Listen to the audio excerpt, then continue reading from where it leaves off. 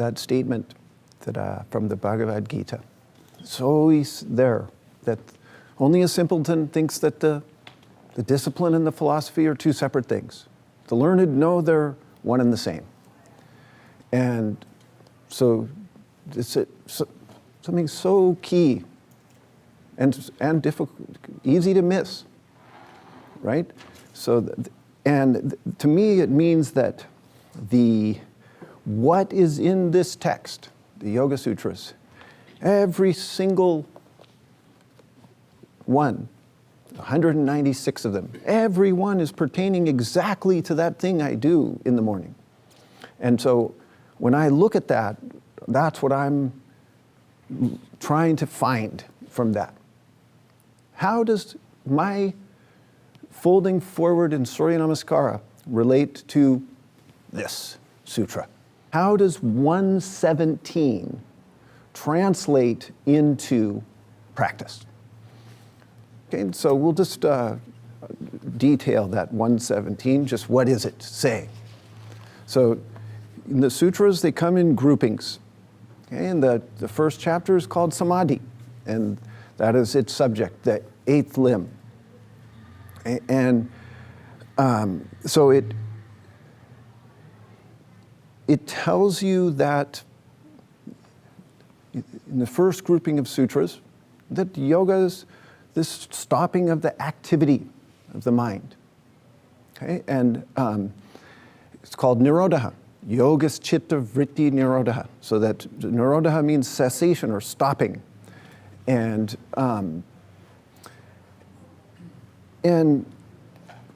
as you progress through and you get to 117, it starts a grouping that is called ways of stopping thought. Okay, so 117 is like the introductory way to do this. It's like a technique. How do you stop this activity? And 117 tells you how. And it's by connecting with these four forms. Okay, and so it's in Sanskrit, those four forms are vitarka, vichara, ananda, and asmita. And in English, those are conjecture, or kind of discussion or argument, analysis. So that's one way that you actually create this state of mind.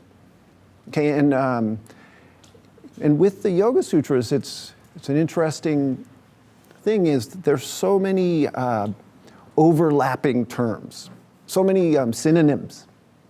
So like samadhi and nirodha, they're like the same word in many ways. That samadhi means cessation.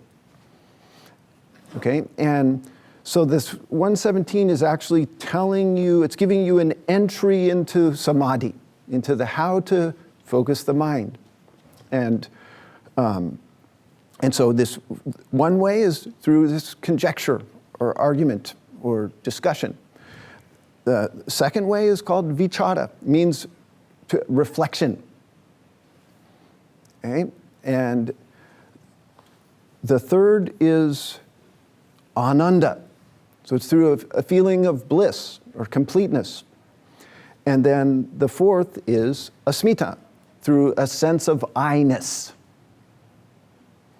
Okay, and so if you read that, it doesn't immediately go, I see how that Surya Namaskara has to do with this. It's not like, right? How will that translate into my practice? And that's what we're going to talk about. Except we need some little background, okay? And so there's this necessity to define samadhi. What is this eighth limb? So it's a quality of mind. And if you want one word for it, for me that works, absorption. Okay, and my teacher, he calls it cognitive absorption. but the cognitive throws it off. If you add cognitive, you kind of go cross-eyed. You're not, absorption is simply something you can find in the dictionary. And it means to soak in, to drink up like a sponge or something, and to be absorbent. And it also means fascinated with, curious about, invested in, enraptured by, captivated. See, so these are all very tangible ideas about a very advanced concept, right? That absorption, it's simply getting in totally into something is samadhi. So that immediately makes it very practical. And it takes contemplation, though, because the level of absorption that this is talking about is something we rarely allow ourselves. We rarely allow ourselves to get that captivated by something, that inwardly fixed on it. And so that's that. And then and in the Yoga Sutras, then it's saying that that yoga is to stop this activity that's constantly going on. So in the Bhagavad Gita, it says that the activity, the human being is engaged in activity from birth to death, unceasingly. Okay, and it's just something that's constantly going on by being in material reality. We are involved in activity. Okay, and so you stop that activity through absorption. But that isn't the whole thing. Okay, so because something happens then. So there's something beyond the samadhi. So I've got these little notes here that I've got. And so there's a necessity to define and express samadhi, this quality of nirodha, of cessation of activity, of absorption. But then there's a necessity to define and express the experience that samadhi leads you to, into, okay? And so what the Yoga Sutras have to say about that, it comes right after the famous Chitta Vritti Nirodha Sutra, number 1-2. So 1-3 says, Tada drashtu swarupe avasthanam. So that when the mind activity stops, then this word drashtu means, has a few different meanings. One is seer. So drashtu is seer. And it's a very important way of seeing it, what this is. What happens when samadhi comes, you're swarupa. So that means intrinsic essence. So your intrinsic essence as seer becomes apparent. So when the mind activity stops, then you, as a seer to the universe,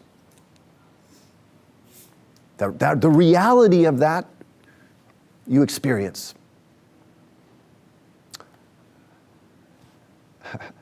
Okay, and then the next sutra, it says, at other times, so when there's activity, so when there's movement, thoughts and projections and memories, all kinds of things happening, perceptions, then there's identification or conforming to that activity.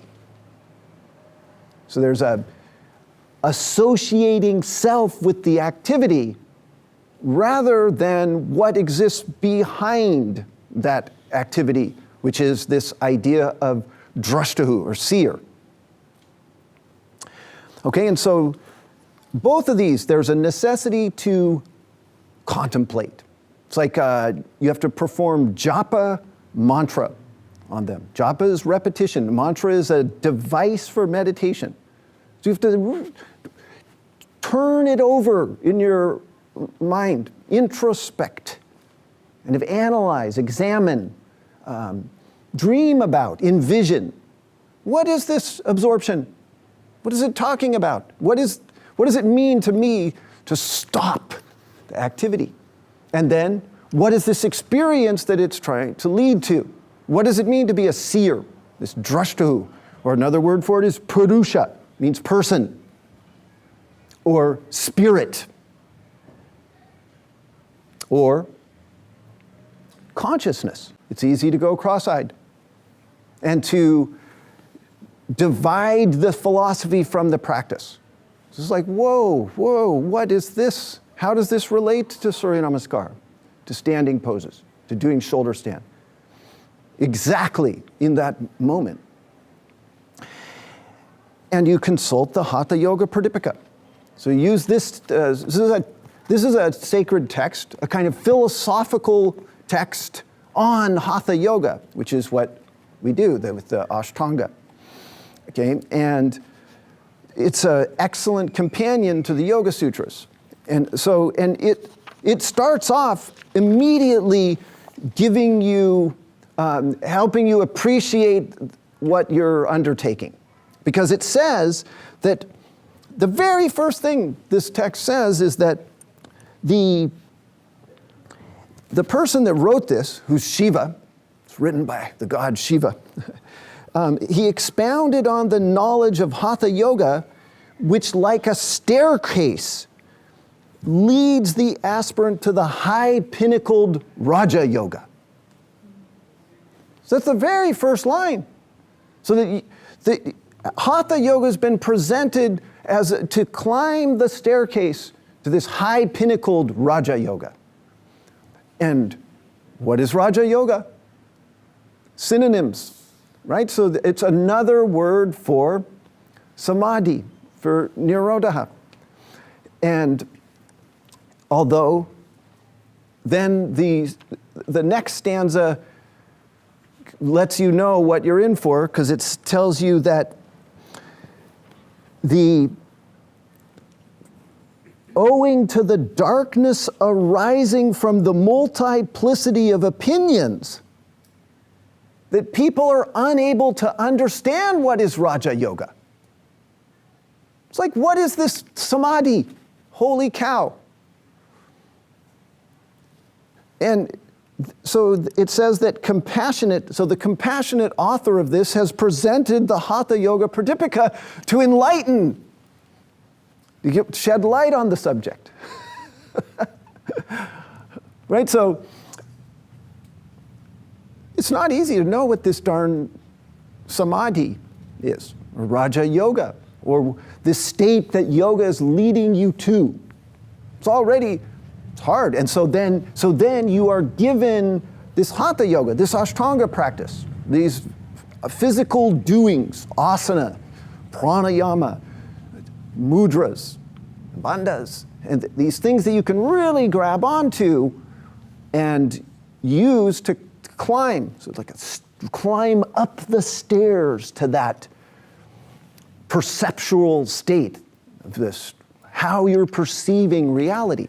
Now, we're going to look at this idea of activity, because this is so important. If you're going to stop it, you've got to have a feeling for what it is, why it's there. And here's some facts about it. Okay? So one, kind of yogic facts. What does yoga say about it? So it says, for one, the activity of the universe is not random or meaningless. Okay, so that it happens so it happens as a result of karma. All action, the whole universe operates under the law of karma, which is cause and effect. So every action leads to a fruit, and the fruit of that action must come. Okay, and so this immediately is intense. It means that the yogi adopts the view of the universe that there's nothing random happening here, and there's no outside. You don't act as an independent agent. Everything is interconnected. Everything is affecting everything else. So every action that you do happens in a meaningful context. It's leading to a meaningful result that it cannot not come, the result of that action. Okay, and that's very different than ordinary view. Okay, so it's because it's basically saying there's cosmic justice, right? But human justice doesn't work like that. So human justice is sort of like, if you get caught doing something wrong, then you pay for it. But if you don't, well, if you don't have a conscience about it, you don't pay. Or if you do some very good act and it doesn't go, no one notices, then you don't get credit for that necessarily. Okay, and you right? And also that it's like, if you act from your own individual ego, as though everything out there is foreign to me, and then I act on my behalf, kind of against that, right? That's how that is. And it's a very different perspective. Okay, and then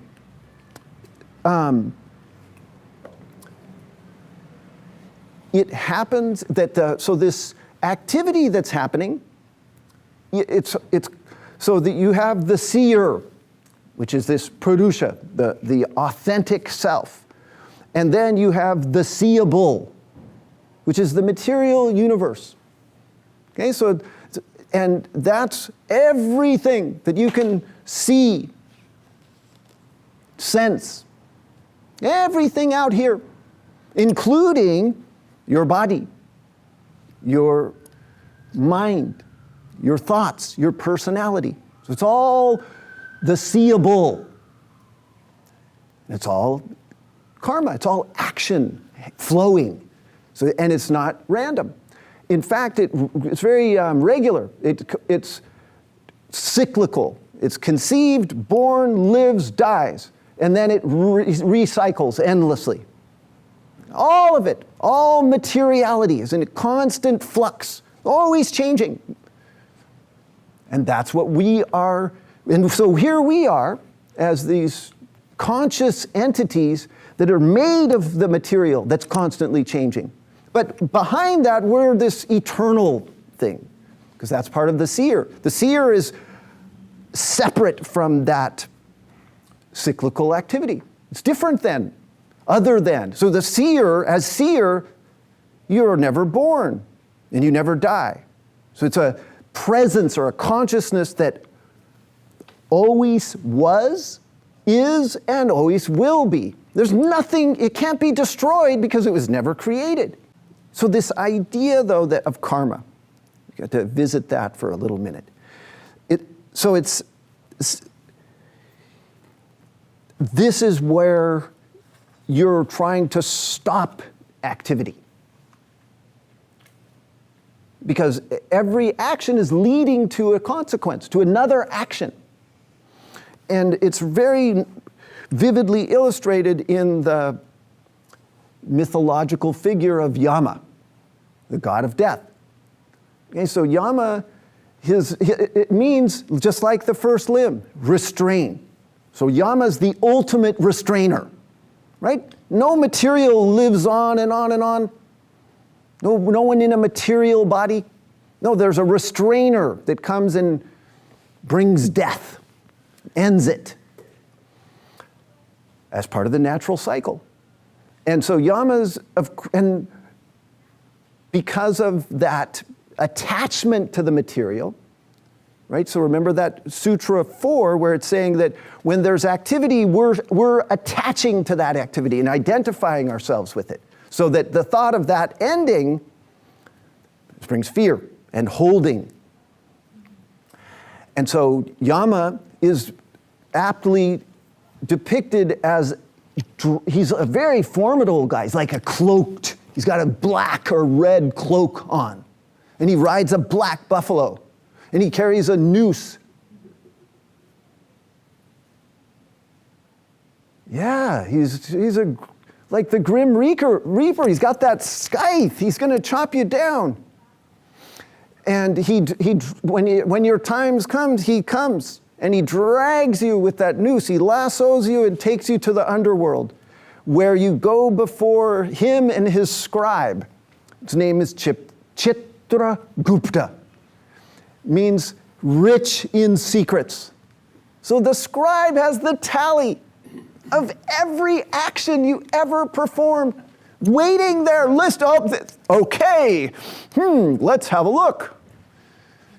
Melinda, how many chaturangas did you blaze through over the years?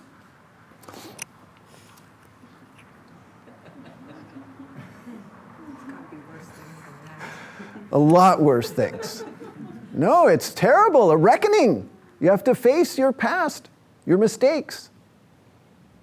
Yes, because even though nobody may have saw those mistakes, Chitragupta has got them there. But it's also got your merits, too, that nobody saw. So you got 3 avenues that could happen where you go after when you're having your reckoning. So one is if you did all just evil, so many terrible things, then you spend time in one of the 21 hells, atoning for your sins. Or if you were a saint, it was so pure, every action was impeccable. And so another name for Yama is Dharma Raj. So he's the king of Dharma. And Dharma means, it has 2 meanings, very important. One is cosmic justice. Okay, and so to act purely is to live according to Dharma. Okay, and Dharma, cosmic justice, you can identify what that is by looking at the yamas and niyamas. Okay, and the yamas, the first limb is 5 things that constitute a great vow, including ahimsa, truthfulness, and conserving your prana, your life force, and using it for spiritual purposes. Non-stealing, so you don't take things that don't belong to you.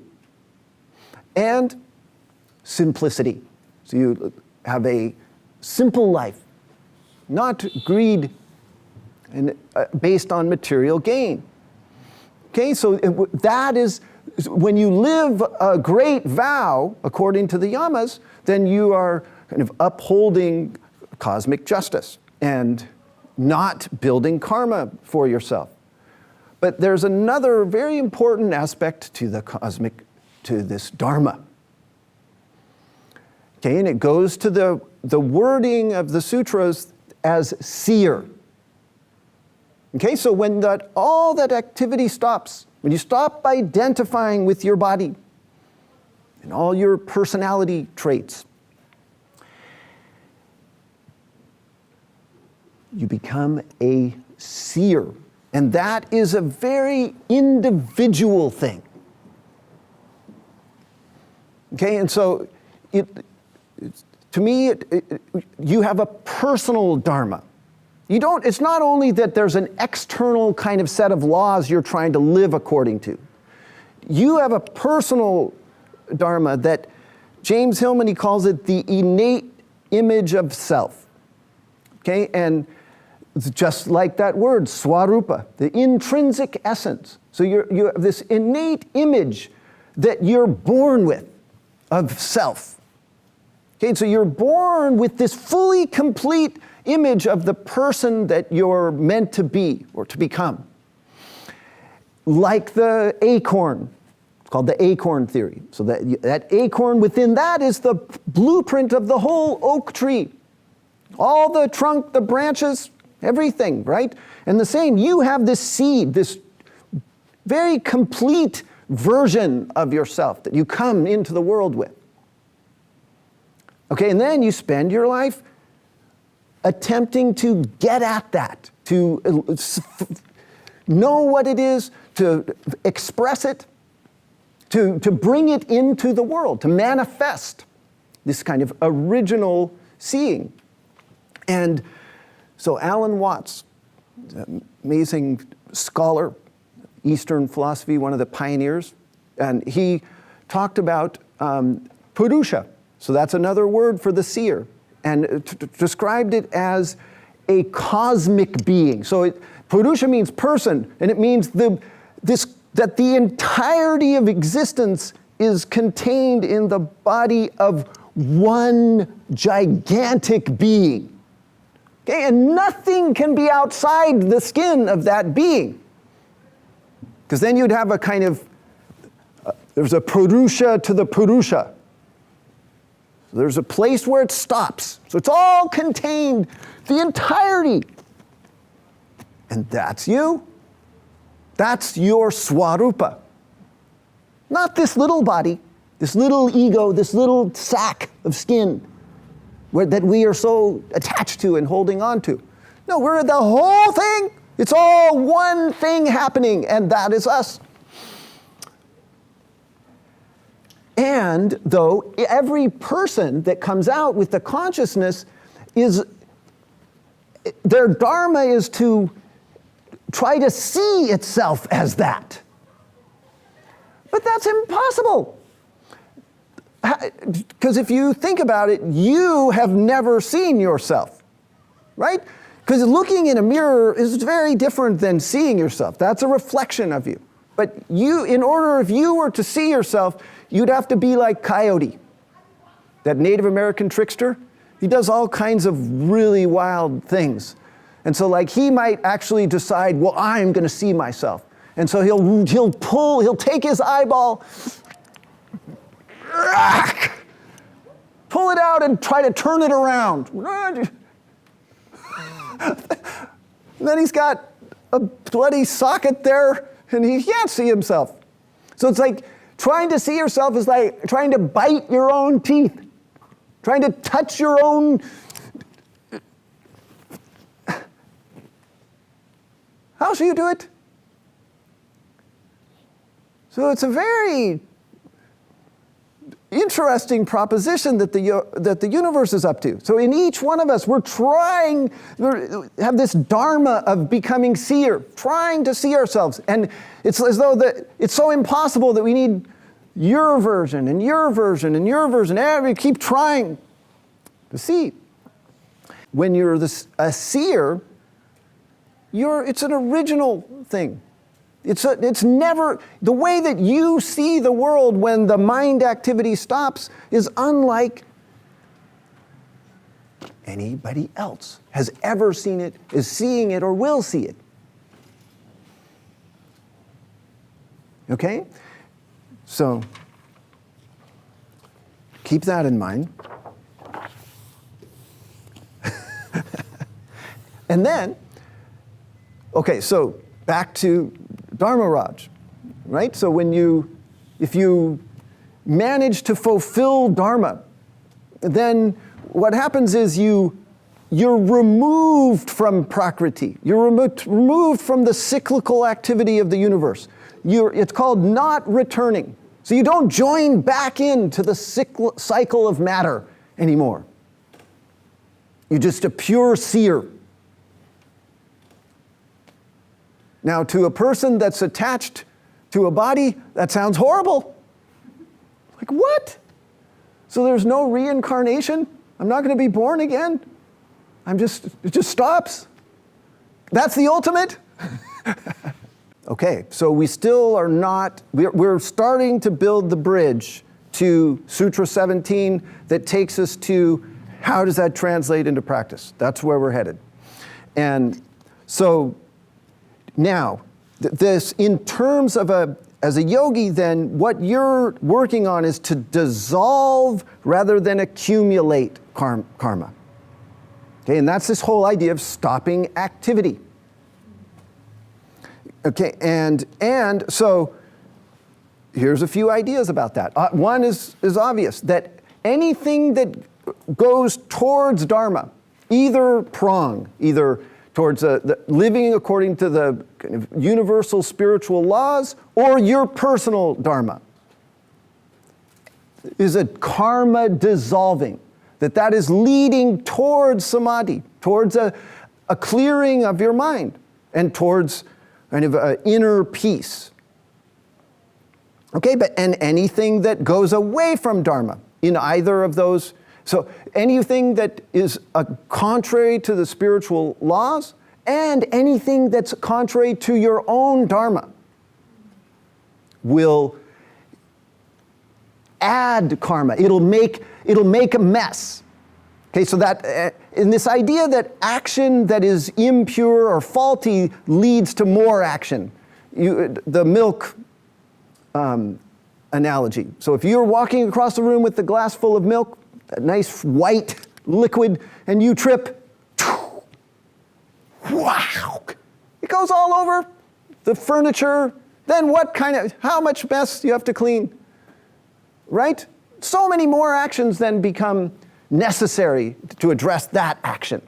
Whereas if you successfully went across, down to the table that milk goes like that. But like Nina pointed out, this corresponds to the deepest, most profound choices, decisions, behaviors that we are engaged in. Here's another aspect of this activity. So the Hatha Yoga Pradipika tells you that it's coming from two sources. Wow, this is a huge little moment. Where's it coming from? It's coming from, it's called vasana, means desire. So desire is so beautiful in a cosmic sense, that desire drives the entire material universe.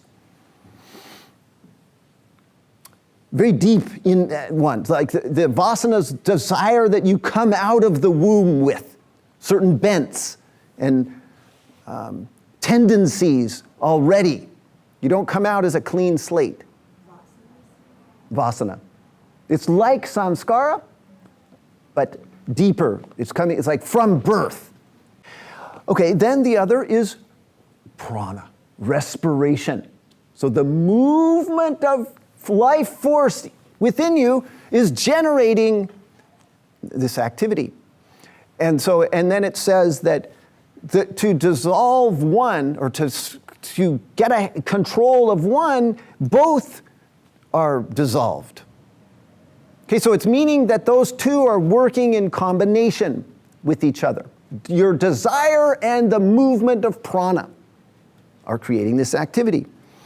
Okay, and so this is where Hatha Yoga enters into it, because it's a set of techniques to help you distinguish between karma accumulating and karma dissolving action.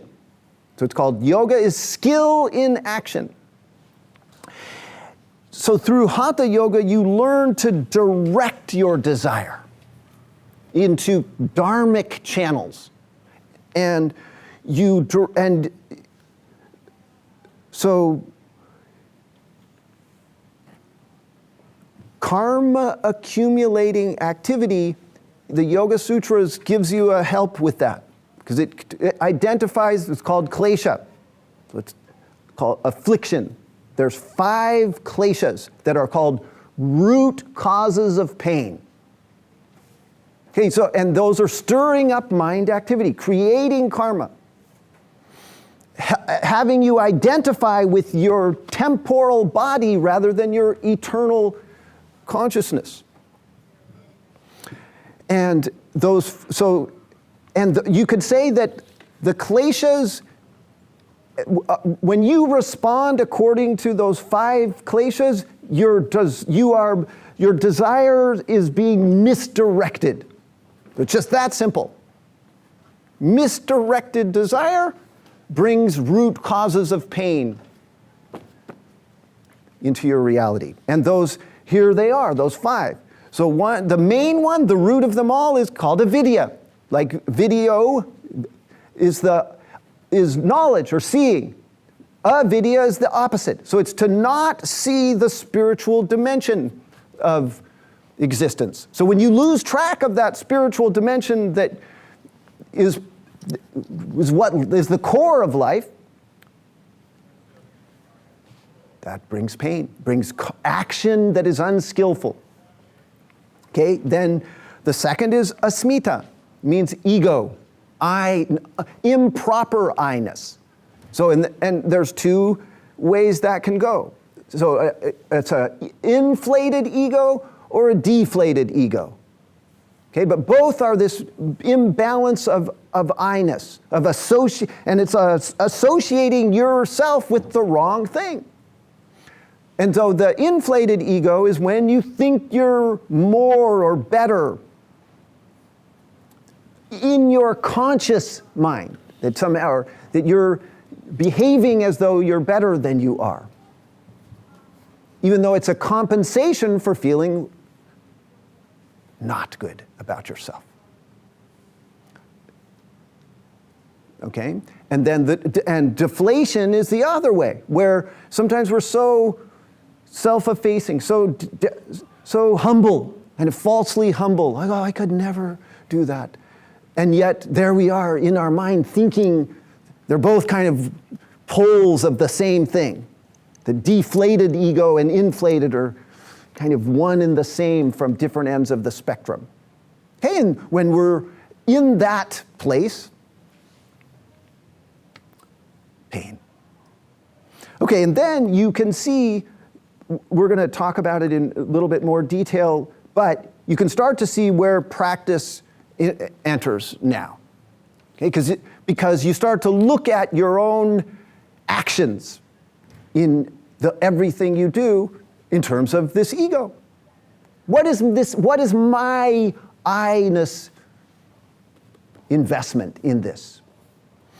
And then, okay, then the third and fourth are the two sides of a coin.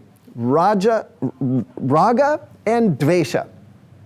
So it means raga is heat, it's like passion, it's like attachment to pleasure. It's wanting to repeat something we find pleasing again and again and again and again. That's causing pain. And then dvesha is the opposite. It's we try to stay away from and avoid, and we hate what is unpleasant to us. We get very attached to not liking that and very worked up around that. Very angry. Makes it hard to practice yamas when these are active, right? What's the last one called? Dvesha.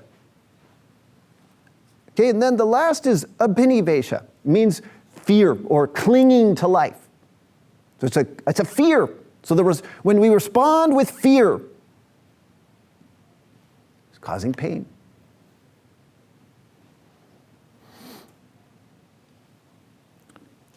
Okay, and so now we are finally ready for 117. So perfect, so beautiful.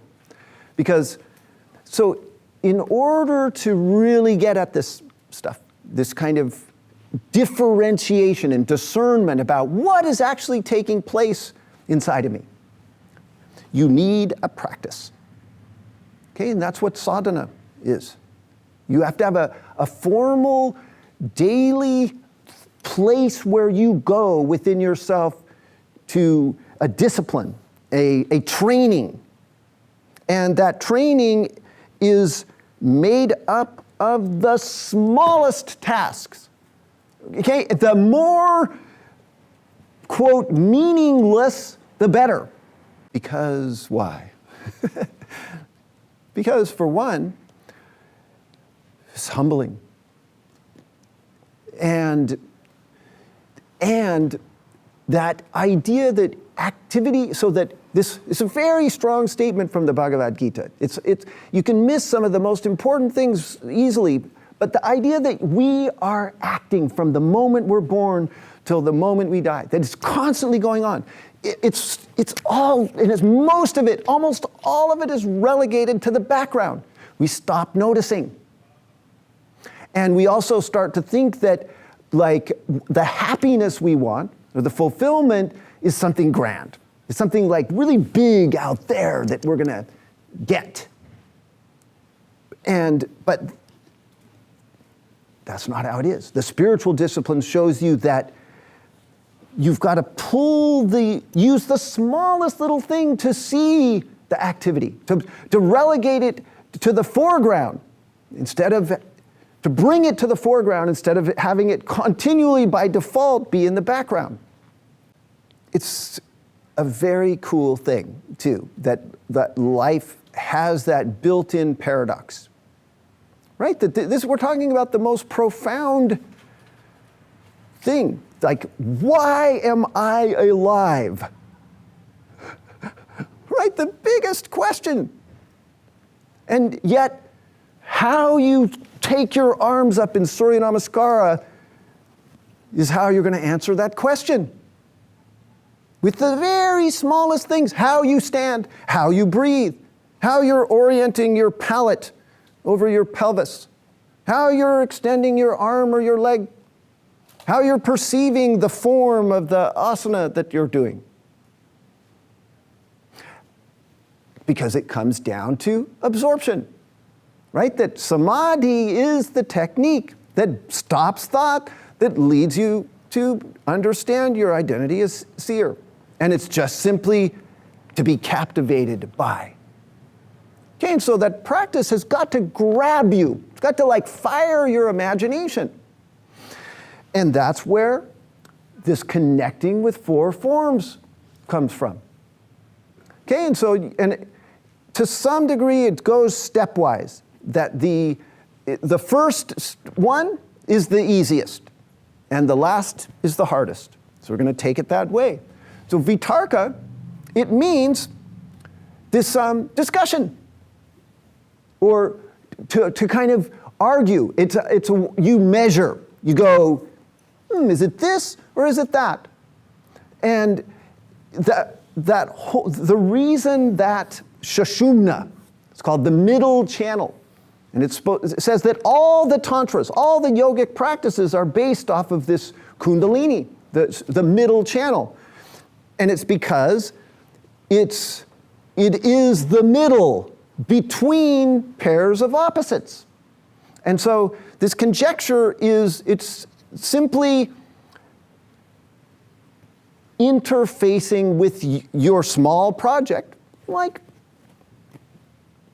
folding forward, or lifting your head and chest into third position, or how you lower into chaturanga. So you're identifying a middle, a kind of classic position, and then you're applying vitarka to it continually to get absorbed. So kind of my Ashtanga methodology, how I'm telling you to practice, is based on this.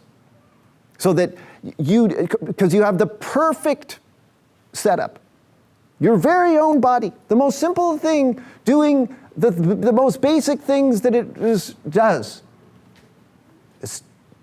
Standing, bending, lunging, twisting, these things. And then you bring an accuracy to it based on physical laws, so a skeletal alignment. And you can see how and part of your vitarka, you're looking at like when kleshas enter in, like when I'm afraid, or when my ego's invested. And then that clouds your ability to measure, to perceive, to go, am I high or am I low? Am I back or front? And you start to work with it and start to see those root causes of pain and how they are, and then you can also, if you practice long enough, you can see how your misperceptions lead to messes. And it's a physical thing, like injuries and strains, and not just physical things or that explicitly physical. It could be just feelings of satisfaction, of like what I'm actually getting out of this, or how I feel about how I'm doing, right? And the ego gets involved, and so you're measuring and kind of exposing unskillful action, and then identifying for yourself what constitutes skillful action.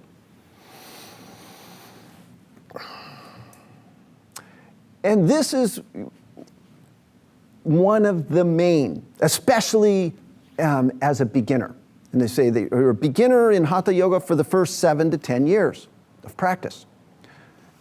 So it's an incredibly tangible way to build a spiritual practice and to get these results of kind of identifying how my behaviors either lead towards further action and painful results, or clearing, peace, and pure kind of action that fits for this moment.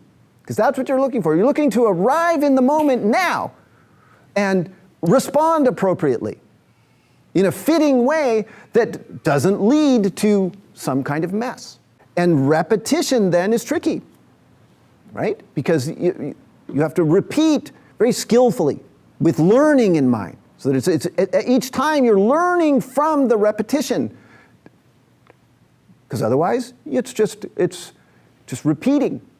Okay, so that's one way of interfacing with this form in practice to do it. And then the next, they go together, vitarka and vichara. Okay, so vichara means reflection.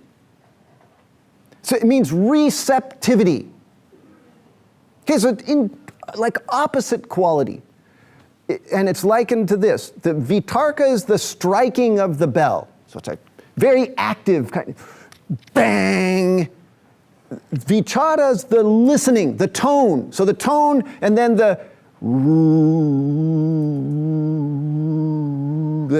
it's the state that you go in to listen to that strike. That is vichara. So it's a whole nother quality to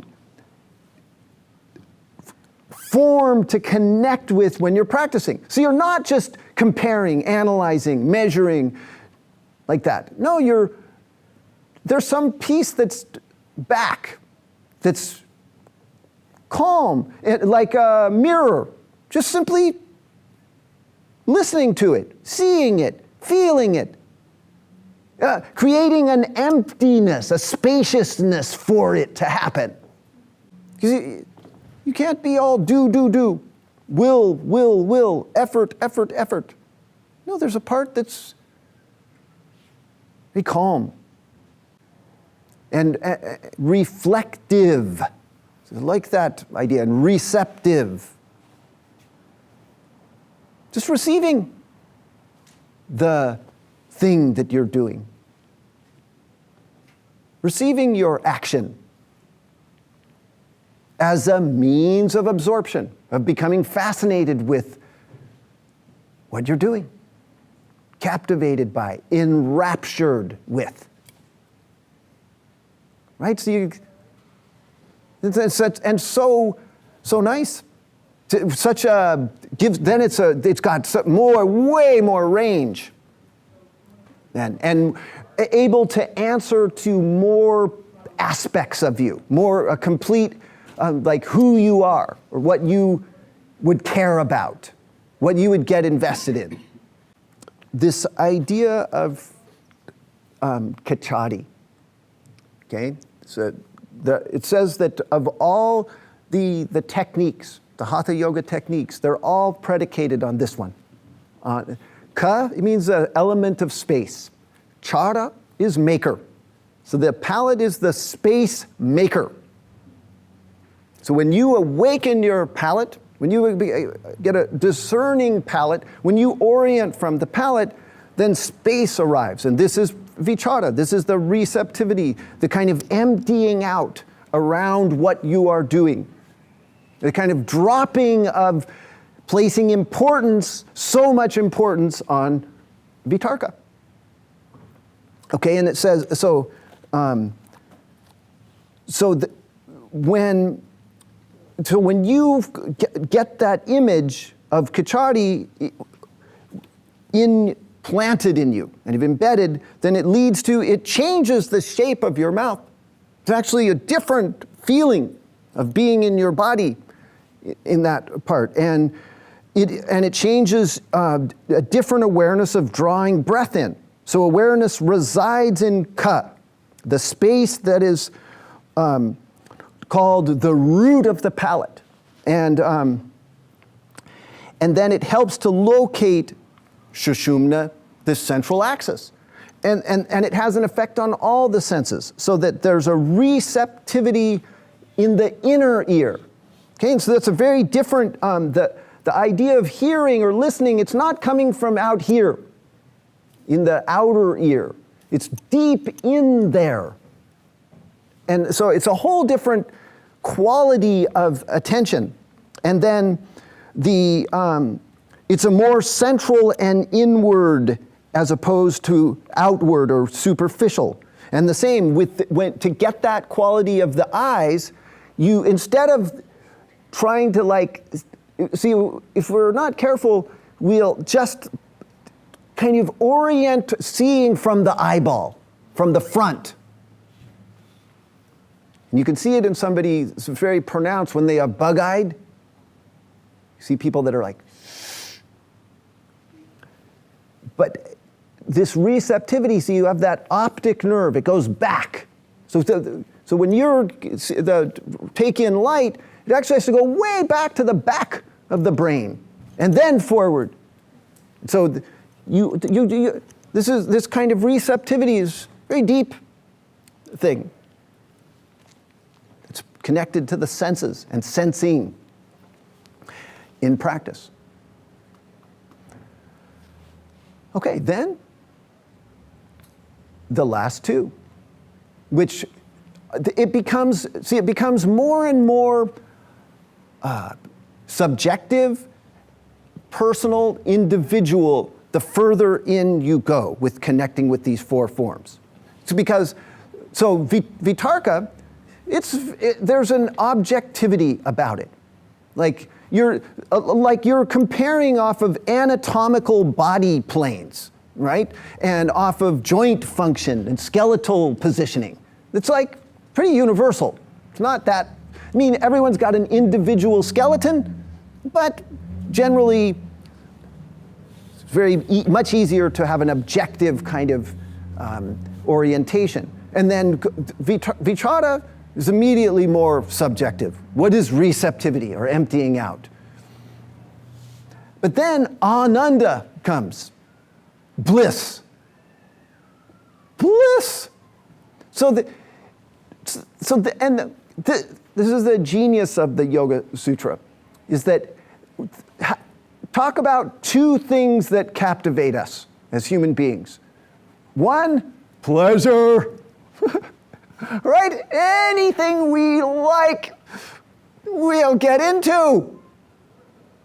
And the opposite, what we don't like, we will shut out. Okay, and so it's like whoever researched this used the strength of the human being, used what the human being already does. Okay, so, and what an amazing thing. And it's a very trusting thing, a very affirmative thing, where it's saying, your sense of bliss, of pure enjoyment,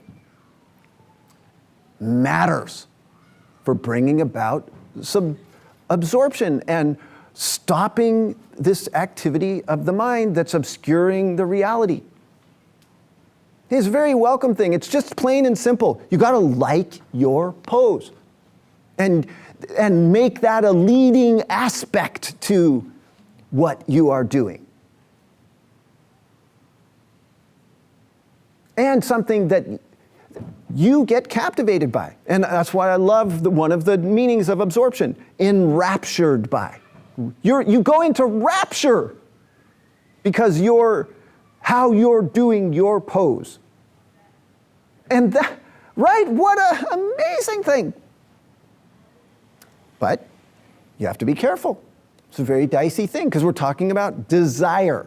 And so that desire is fueling the activity. And misdirected desire is bringing kleshas. And so it says, and avidya is the first klesha, which means an absence of awareness of that spiritual reality. It's the making of 4 mistakes. Okay? And one of the mistakes is, and they're radical mistakes. Okay? One is to mistake dukkha and sukha. And sukha is a synonym for ananda. So dukkha is suffering. Sukha is pleasure, agreeableness. But when avidya, when that klesha, when you're ignorant of the spiritual dimension, you're reversing them. So what we think is ananda or pleasure is actually painful. And also, but what's amazing is that the word is dukkha and sukha. Both have ka, kachati, the same root. So dukkha is to be without space, to lack space, to be cramped, hemmed in, crowded. Sukha is spacious. That is agreeable. And so you can use this kind of palate orientation and a feeling of, a visceral inner feeling of your relationship to space to identify what is actually bliss here and what is not. Okay? So on the one hand, you've got to trust your own aesthetic, your feeling of what you like. And yet, you're applying vitarka to it. Is this really, have I got those inverted? Is this actually causing me suffering? What I'm thinking is bliss? So it's a razor's edge. Because you can't get anywhere in yoga without trusting yourself. Okay, so part of the two of the speedy sources of success in yoga are daring is one. Daring! You have to be bold and courageous. And so to be daring, you've got to have confidence in what you do. You have to know that what you like is wholesome. And trust it. And be ready to pay when you're wrong.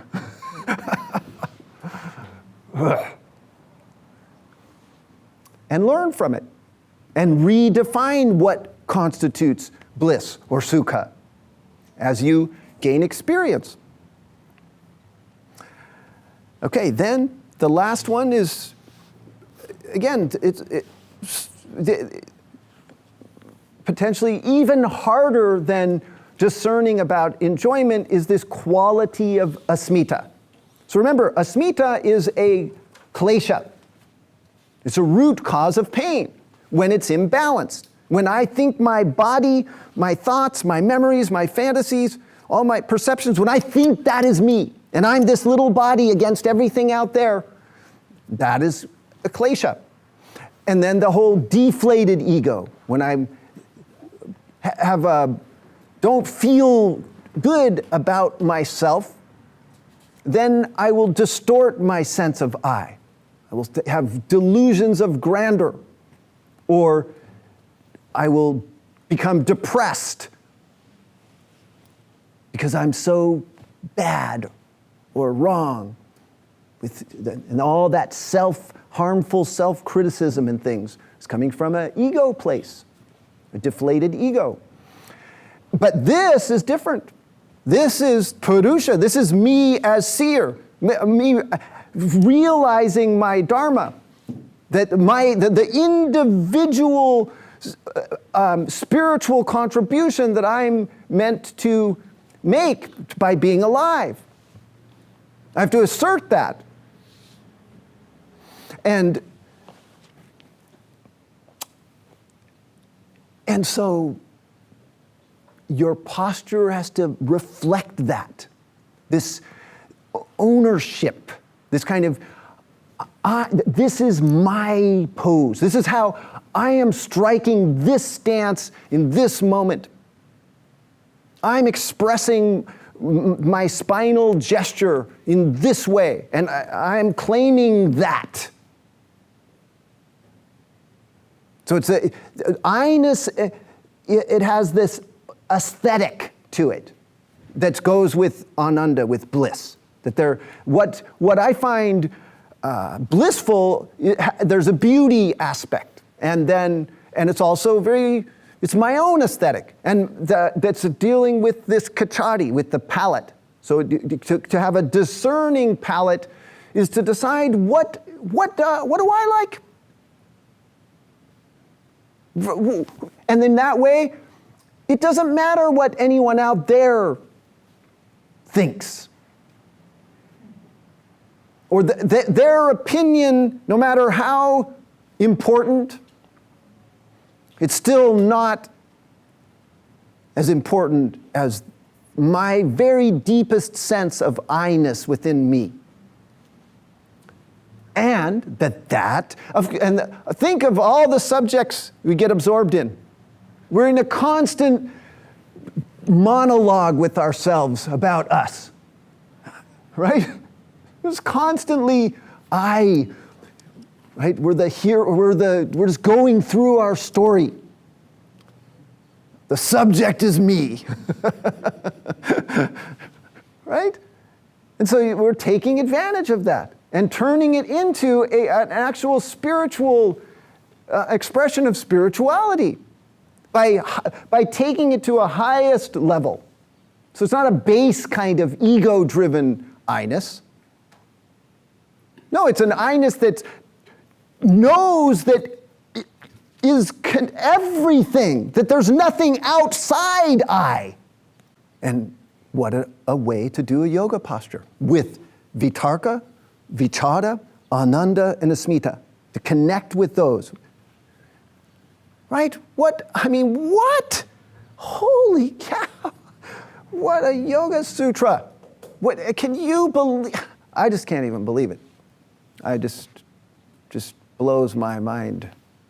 And I will never not. I don't get used to that. What a delivery of incredible, useful, practical wisdom you're talking about here. Just, you can go right on your mat and just use those direct. And you watch immediate results. Immediately from distraction, so many activities, so many zillions of things the mind can wander off into, whoom. You're inside your body, absorbed.